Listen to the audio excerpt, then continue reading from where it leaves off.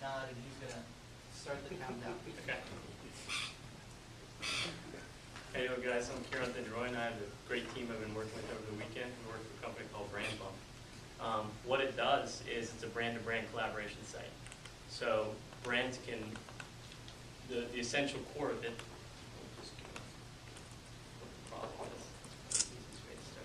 so what we realized is most brands feel that their brand, we're talking about small brands, is at risk of not being engaged with their customers. And 75% of brands expect social digital marketing expenditures to increase by 2012. Meaning Facebook's not going anywhere, they're probably going to market. They need to be a part of that now.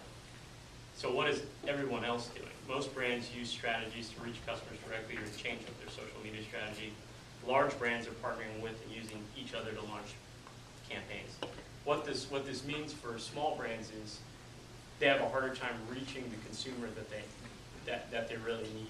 So if they're a brand that has 500 to 5,000 Facebook friends, how are they going to grow as a brand? What keeps them motivated? How they're reaching new markets? How they're reaching new fans? What BrandBump does, our solution is brand-to-brand collaboration. So as a brand, you plug in your social networks. So brand A will plug in their social networks, brand B will plug in their social networks, and you do so to collaborate with each other's brands for marketing opportunities. So brand A is a music company located out in Austin. They're trying to break into a new market in LA. How are they going to do that? Our system is that brand will plug in their social networks. They're able to find vertical markets, basically brands that are similar to their type of market, their lifestyle demographic, their lifestyle segment, in different locations. So they can find clothing companies, they can find other bands, they can find social gaming companies, a variety of companies related to their segment, and then they could send them requests to basically piggyback off their social network feeds.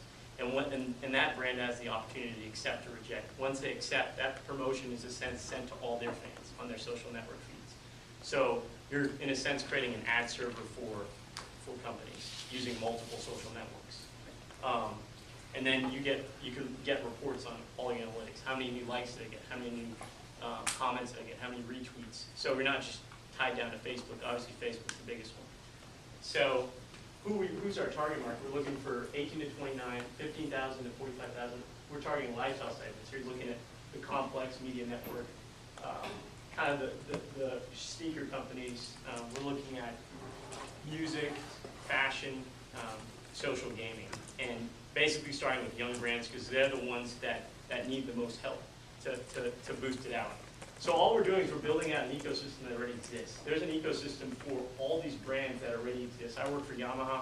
One of the brands we have is our off-road racing team. We have energy drinks, we have clothing, Fox clothing, we have several other bands that are related. So similar vertical markets, lookalike markets. So that's what we're looking at. We want those brands to enter the system. This is the market size, roughly by the numbers. I got these from Social Bakers. It's a site that measures the amount of fans of each Facebook page. This kind of gives you a rough estimation of how many brands you can get. So roughly the number we're looking at is 50,000 brands. This is our revenue model. The way it works is bands pay for fans. So if you want to launch a campaign, you're basically paying for their fan base, another brand's fan base. So you're paying a certain cent. In this case, we charge them basically a cent per fan. So they want to hit 10,000 fans, they pay $10. If they want to do something using a subscription model, we'll charge them $20 a month, start them off with 200,000 points to be used towards their campaigns. We'll give them deeper analytics. So this is what we're expecting as far as conversion rates year one: 100 brands, quarter one, Q1, Q2 400, Q3 800, Q4 1,000. So the revenue model is subscriptions. We're looking at 10% conversion rates of 100 brands that we sign on. So probably at the end of the year, we're getting 3,000 a month and 6,000 a month. So we're looking at about 10K after year one, and then you have the growth of it in year two. The secret sauce that makes this all possible is you have to have an algorithm that matches the brands, the vertical markets together. That's the key. That's what you have to build in. But initially, you have 1,000 brands. You don't need some complex algorithm. 30 seconds. Okay. So we're just basically going to leverage the relationships that we have. We're going to market it. We're going to connect with social causes. These are the big model we're using is Headliner. They use band-to-band collaboration. They have a network of 75,000 people. basically the key is this graphic. You have 75,000 networks, 7 million status updates. This is just for musicians. We're going to extend that to brands. So That's essentially.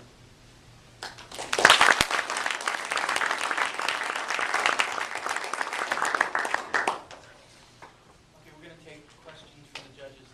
Keep you guys talk again. Michelle Shepard here. I mean, obviously, this capability could be used across any market segment. Why did you decide that the 19 to 24 market was the best one? Because it has what we call the highest amount of social capital. So people who have a large investment into social media marketing, that has the highest viral effect. So those are the people that we need, because what matters the most is basically the Walmart approach. We need massive amounts. If we have 100 brands, that means we probably have about 1 million fans or 500,000 fans, and that end graphic basically shows it. That's what people want to see. Your reach is, if you have a brand you partner, you're basically extending your social reach. You're amplifying your social reach very quickly in a matter of minutes in ways you wouldn't be able to do. You got to go through, Facebook and basically click that guy, send him a message, say, hey, I want to promote. That just takes way too long, and it's not that easy for. John Moore, Sure. just wondering, when you looked at the business model and the cash flows from this, and you said at the end of the day, several years out, 4 years out, you're going to have $6,000 a month.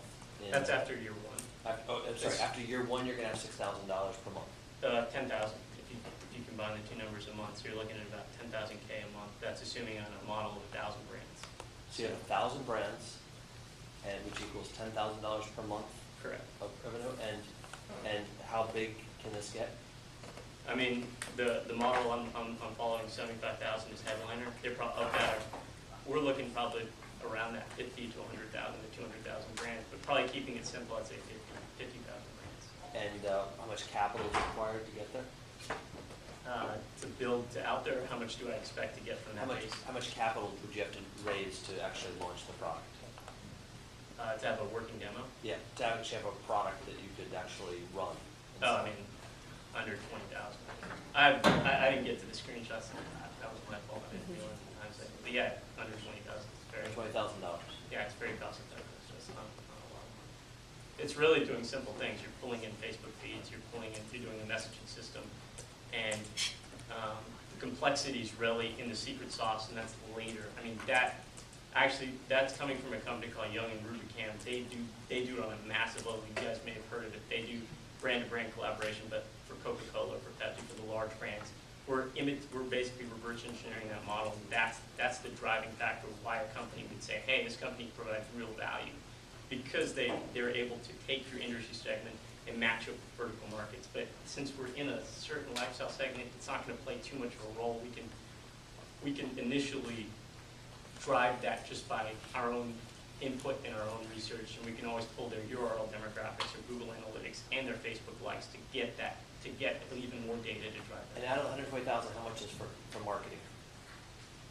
Out of the 20,000? You said 20,000 or 120,000? 20,000. $20,000.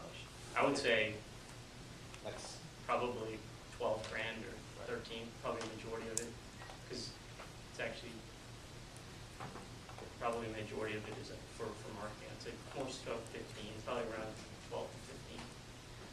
I would just say, great mention of Complex. That's my business partner's company, Mark Echo. But the other thing is there anything else that you wanted to just share with us quickly that you didn't get to say, sort of your punchline? I think the biggest thing is it empowers small brands. I think brands that are 500 fans to 5,000 fans, they don't have a lot of reach, and these large companies they run cross promotions all the time. Avril Lavigne comes with a new clothing line.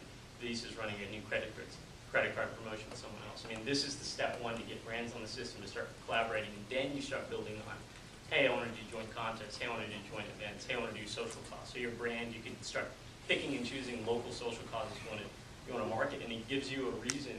As a company myself, how do I want to get my product out there? You need a hook.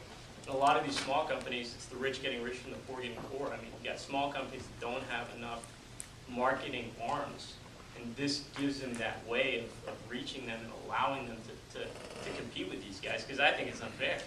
And that's part of the reason, it's about helping small brands really extend their network and do so in a half-baked way, or not a half-baked way, but in at least halfway approach to what large brands do. Because that's how they build a brand. That's how you build a brand naturally. That's why I said an ecosystem. You're just taking something that's there and just building it out on a collaborative. I mean, on a local level, they do it all the time. You know, the local brands, they do it even more fiercely than larger brands because they need that.